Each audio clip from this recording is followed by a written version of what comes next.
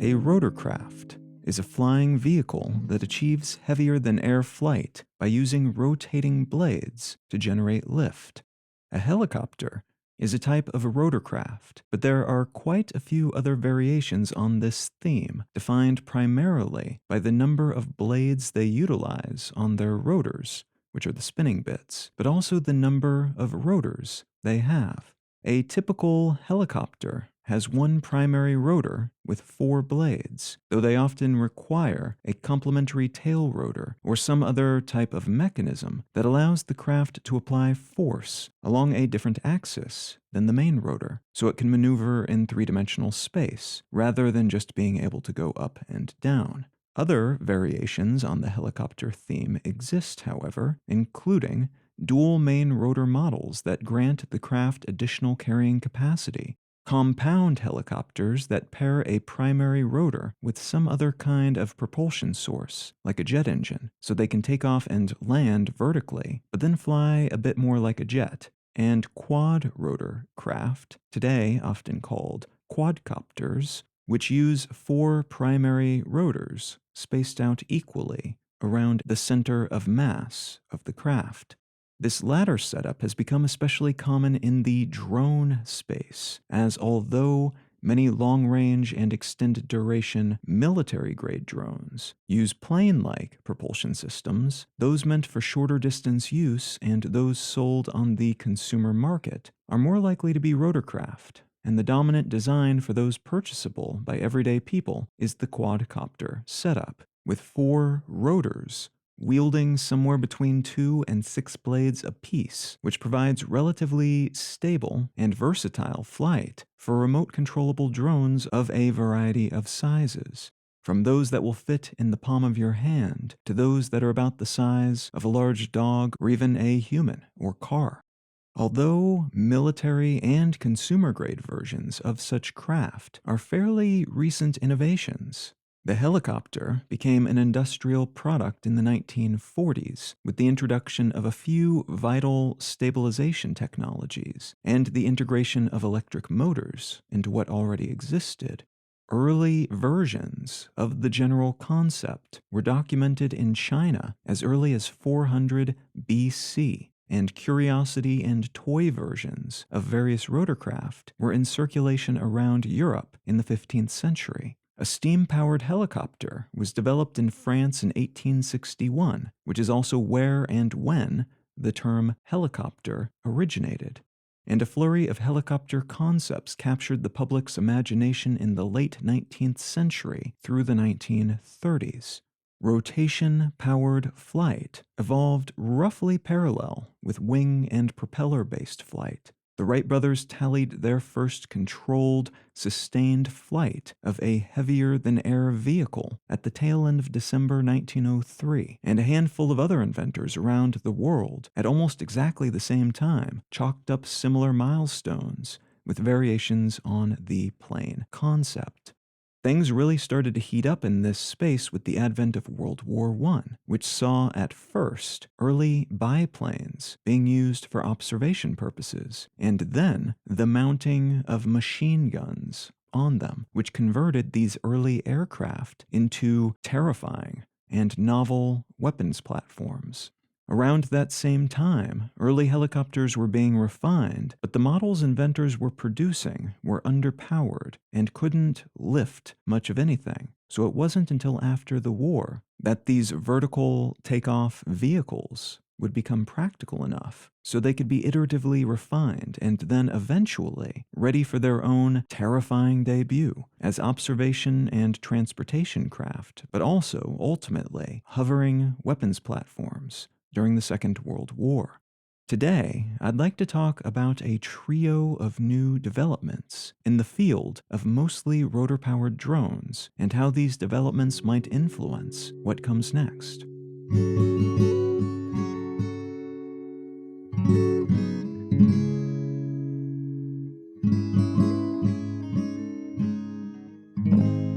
You're listening to Let's Know Things. I'm Colin Wright.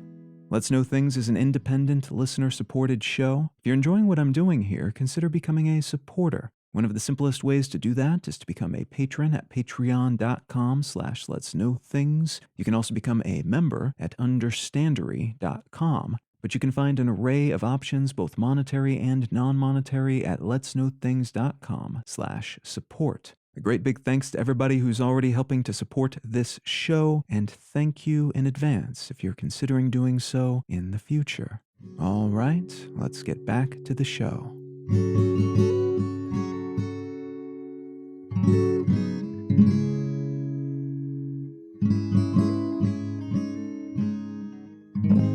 Because I'll be touching on 3 different but interconnected topics today, I'll have 3 different articles to use as starting points. The first comes from IEEE Spectrum, and it's entitled "Flexible Monocopter Drone Can Be Completely Rolled Up." This piece describes the development and properties of a new drone design that actually isn't all that new, in the sense that we've known about this method of flight for a long time, but is quite new in this specific application.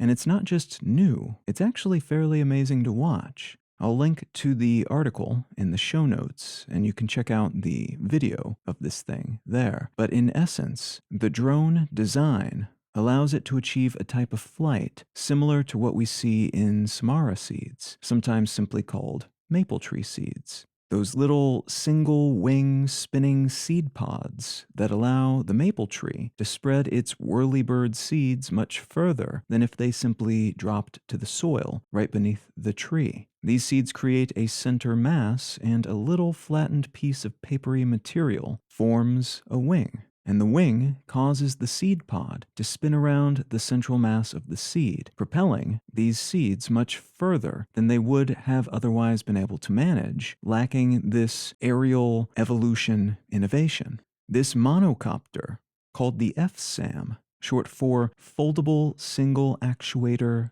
Monocopter, which was developed at the Singapore University of Technology and Design, is predicated on the same principle. It's a single wing built out of light wood and segmented, so you can roll it up into a cylinder, and it has a single rotor that spins 3 small blades at one end and a battery connected to that rotor via a flexible cable at the other end.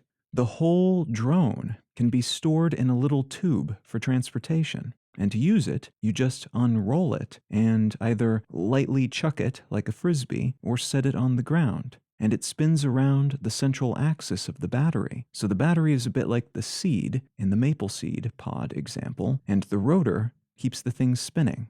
So if left unpowered, it just spins and lands lightly on the ground because of its shape. But the propeller allows it to maintain that flight for about 16 minutes, using a couple of tiny over-the-counter batteries. The effect is a bit like if one of those whirlybird seed pods just kept spinning for 16 minutes and never landed. It's kind of bizarre to watch. This is interesting, not because it's a design that is likely to serve everyone's purposes, or because it'll influence the larger drone market in any significant way, but the nature of its flight, a single wing with a rotor spinning around a central axis, and the inexpensiveness of its materials. There's nothing special or pricey involved in its construction, and the portability of this drone body type means we could see it iterated and potentially utilized for some specific use cases, like reconnaissance, or even quickly mapping out an area by perching some kind of camera or LiDAR equipment on the wing, which is something the group that developed it has already tried and found to work, though software will need to be developed to process the resulting images and other data, as they're quite blurry when unprocessed because of all that spinning.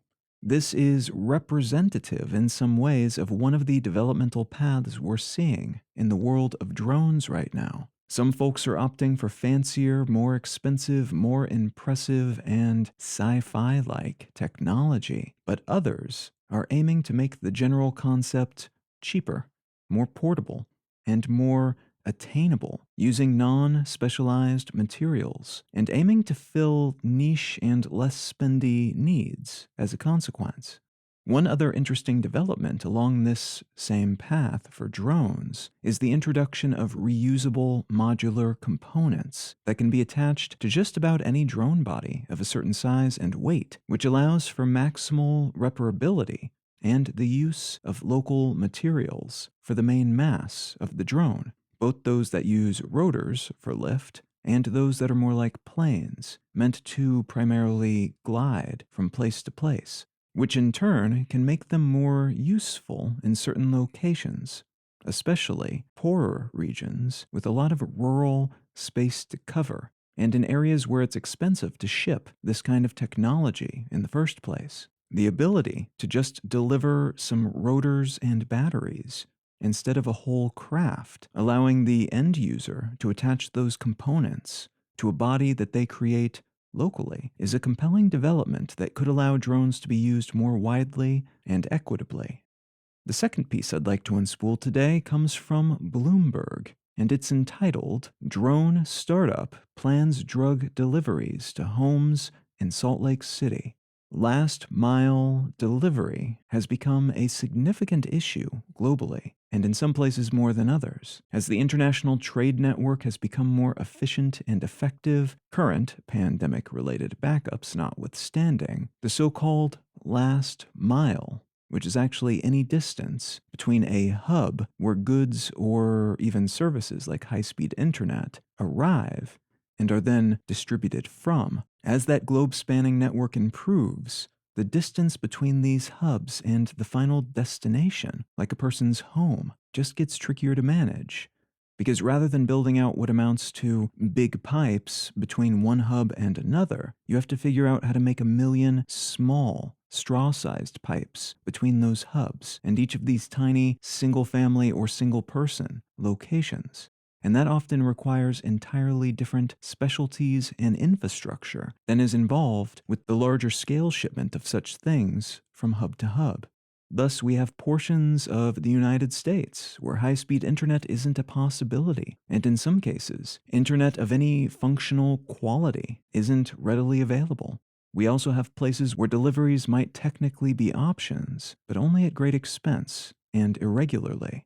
Such issues are even more fundamental to everyday existence in super remote portions of relatively less well-off countries like Uganda and Nigeria. But these countries, in some limited contexts at least, have built out aerial means of crossing these distances, allowing them to ship, for instance, vital medicines from hubs, often larger cities where they're available, to more rural, far-flung regions where they might not otherwise arrive on time or at a price because of all the expenses typically associated with shipping thereabouts that anyone in the receiving region would be able to afford.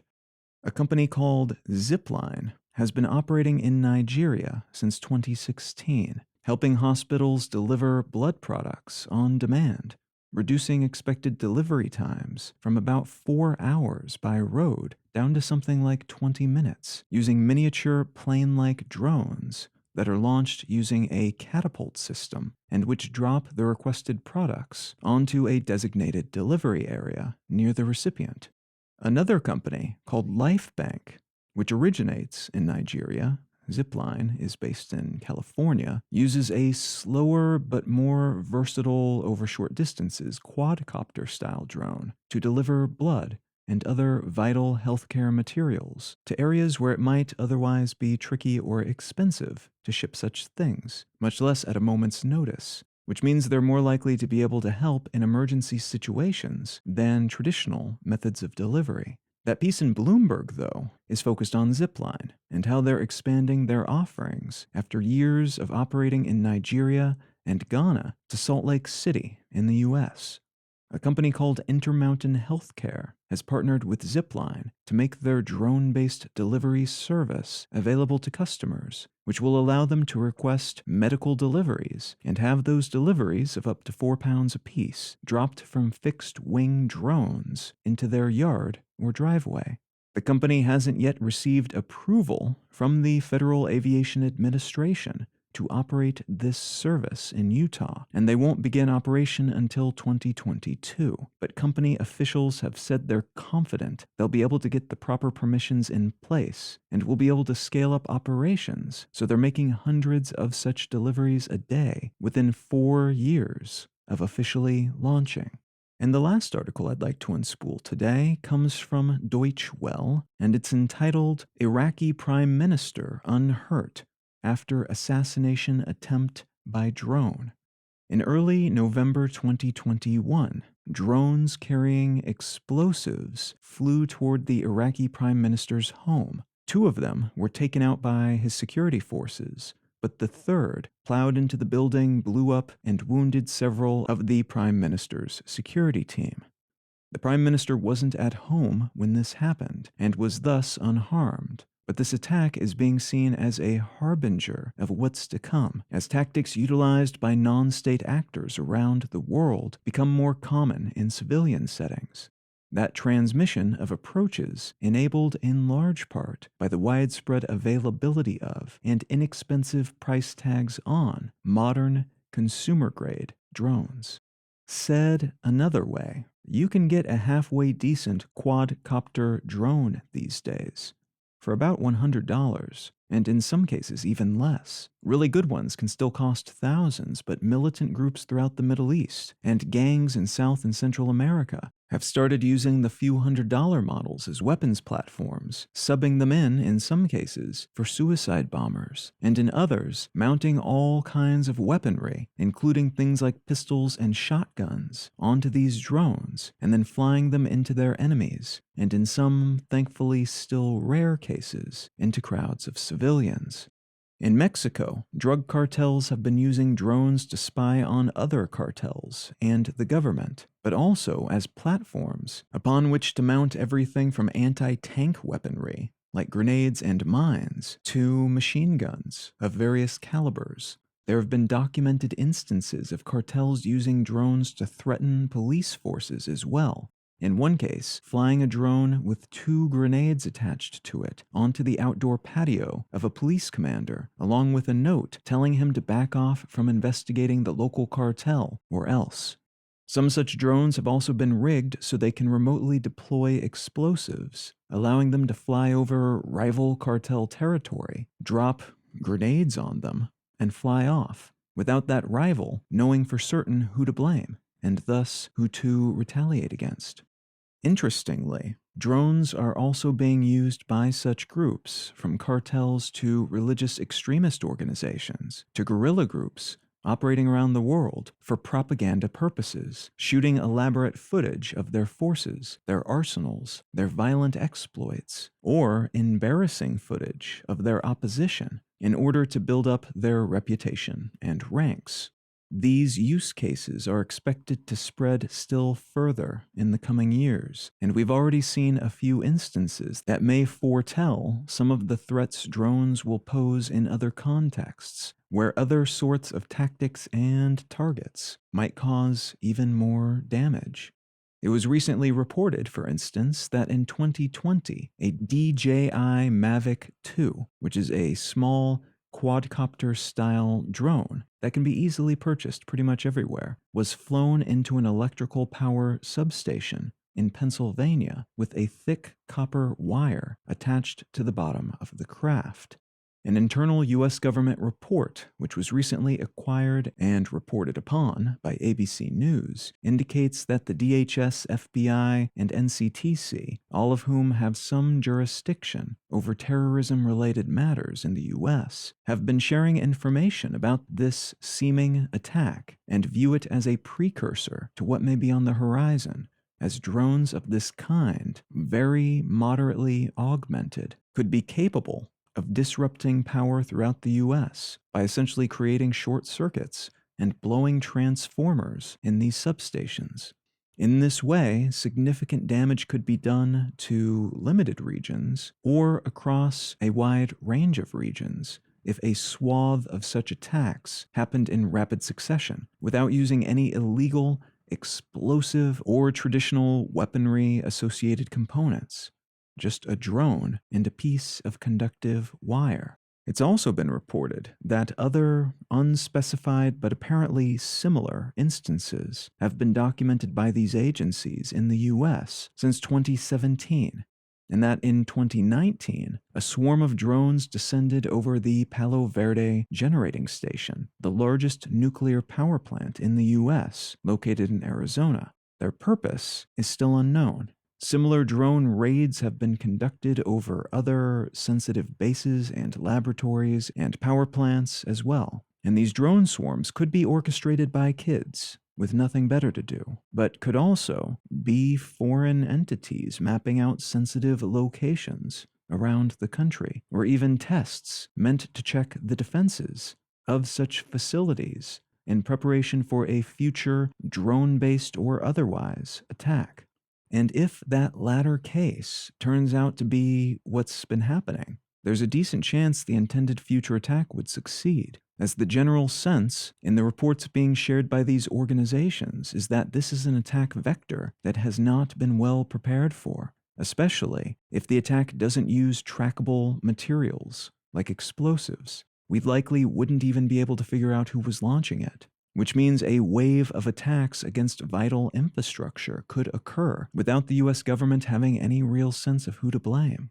There have been other strange drone-related events throughout the world of late, and while most of them can probably be safely attributed to well-meaning drone enthusiasts having fun and testing their drone orchestration capabilities, some of them may not be. And we're not in a place right now where we can tell the difference between harmless drone fun and potentially quite dangerous drone aggression.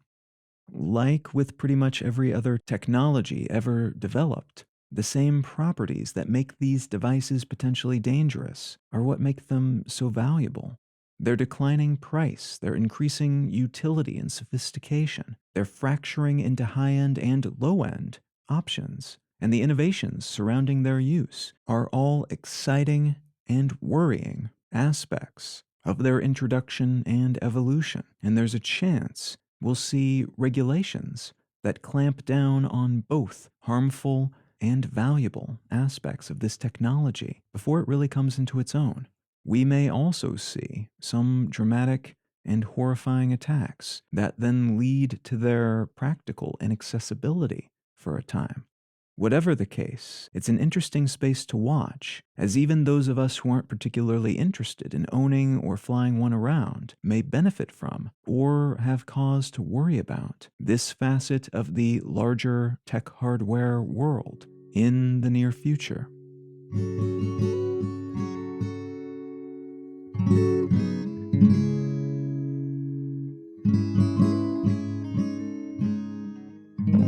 If you're enjoying Let's Know Things, consider becoming a supporter. One of the simplest ways to do that is to become a patron at patreon.com/letsknowthings. But you can find a list of other options, both monetary and non-monetary, at letsknowthings.com/support. A great big thanks to everybody who's already helping to support this show, and thank you in advance if you're considering doing so in the future.